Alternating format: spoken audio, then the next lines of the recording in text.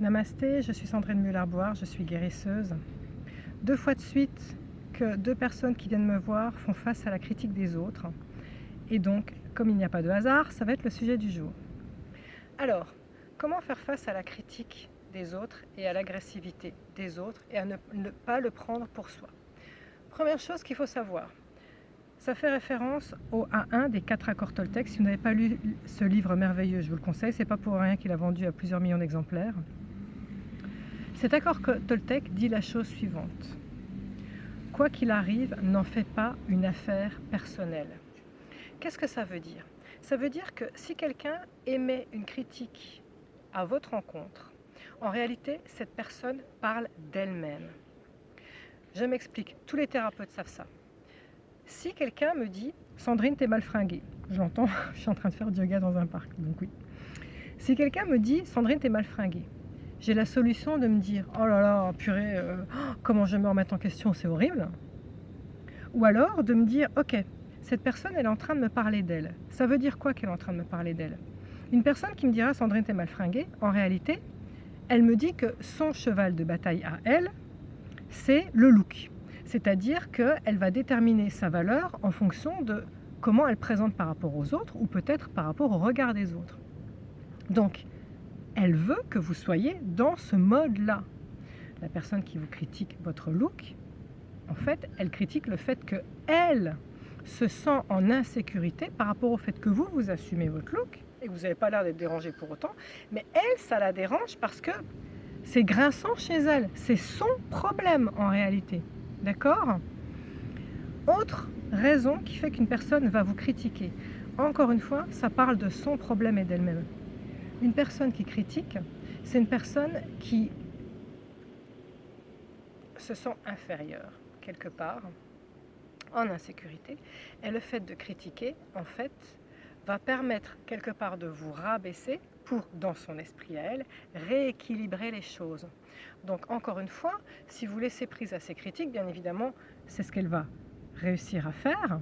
Donc, à partir du moment où vous comprenez qu'une personne qui émet une critique est une personne qui cherche à rééquilibrer les choses dans son état d'esprit, et que peut-être la manière dont vous gérez votre force intérieure lui fait de l'ombre, on comprend tout de suite que vous n'avez pas non plus à laisser prise sur ce genre de critique. D'accord ? Troisième raison qui fait qu'une personne pourrait émettre une critique, c'est le besoin de déverser ses poubelles. On a une patate chaude en soi et on ne sait pas quoi en faire, alors on s'en débarrasse sur les autres. Si il y a quelque chose de grinçant en moi, une forme d'agressivité et que ça me fait mal, c'est sûr que ce sera plus facile d'aller la délester sur quelqu'un d'autre en disant des saloperies. D'accord ? Donc, une critique, c'est ni plus ni moins qu'une basse énergie chez la personne dont elle ne sait pas quoi faire et allez, je te refile le bébé. D'accord ? Alors justement, qu'est-ce qu'on fait de ce bébé ? Est-ce que vous devez le prendre ou pas ? À vous de voir. Si vous prenez la critique pour vous, bien évidemment, vous allez accepter ces poubelles et vous allez déverser la personne et vous allez vous rendre malade, vous. Est-ce que vous avez besoin de les prendre en sachant que la personne parle d'elle-même et non pas de vous ? Si je vous pose cette question, c'est parce que je fais référence à justement ce qui s'était passé un jour avec le Dalai Lama. Le Dalai Lama était en conférence et il y a une personne qui a levé le doigt dans l'assistance et qui a dit des insultes au Dalai Lama. Plutôt que de répondre à ces insultes, il a pris une grande respiration et puis il a dit calmement à la personne « J'ai une question à vous poser. Si jamais quelqu'un fait un cadeau à une autre personne et que l'autre personne refuse le cadeau, à qui appartient-il » Bien, la personne qui avait insulté Dalai Lama dit il appartient à celui qui à l'origine veut émettre ce cadeau. Il est toujours propriétaire puisque l'autre l'a refusé. Alors là, le Dalai Lama a dit « Eh bien, parfait, très bien. Vous savez quoi ? Je refuse vos insultes. Gardez-les. Non, ça ne m'intéresse pas, je ne prends pas le cadeau. » Eh bien, c'est exactement la même chose pour vous. Quelqu'un qui vous émet des critiques ou qui vous fait des insultes, vous n'êtes pas obligé d'accepter le cadeau, hein, mais littéralement, vous pouvez dire à la personne « Non, tu sais quoi, ça ne m'intéresse pas. Non, non, tes critiques et tes insultes, garde-les. Non, je ne les veux pas, merci. » Bah oui, donc du coup, il la garde. Ça m'amène à rebondir sur autre chose. C'est un précepte bouddhiste. Donc Bouddha a dit « Brandir de la colère pour blesser quelqu'un, c'est comme prendre un charbon ardent et vouloir le jeter sur la personne pour lui faire mal, au final, qui est-ce qui est blessé? Celui qui tient le charbon ardent. Donc, sachez que celui qui brandit de la colère a une énergie toxique en lui. Il ne sait pas quoi en faire, il veut la jeter sur vous en l'occurrence pour se délester, mais en réalité, il se blesse. La personne qui fabrique de la colère ou de l'agressivité se fait mal à elle-même, elle se punit elle-même. Donc vous n'avez pas besoin de chercher à la punir, de rétablir les choses en discutant, ou tout ça. Non, non, laissez-la faire. Elle se prend le boomerang de la figure quoi qu'il arrive. D'accord? Ça c'est super important. Et enfin, pour terminer, par rapport à la critique, quand ça vous déstabilise, en fait, que faire? Parce que vous avez bien compris qu'il ne faut pas la prendre, il faut la refuser. Mais oui, mais si ça vous déstabilise, on fait quoi? Eh bien, une des deux personnes d'aujourd'hui, justement, me dit « Sandrine, moi, pendant longtemps, on m'a critiqué pour mon poids, parce que j'étais en surpoids. Et ça m'a énormément déstabilisée. » Ma réponse a été la suivante. Ce qui est important, c'est comment vous gérez votre force intérieure et que vous assumez qui vous êtes. Si vous assumez qui vous êtes, non seulement ça ne vous déstabilisera pas, mais en plus les autres ne vous critiqueront pas. Je vais vous donner un exemple d'une femme que je trouve extraordinaire, qui s'appelle Beth Ditto, qui est une chanteuse en fait anglaise.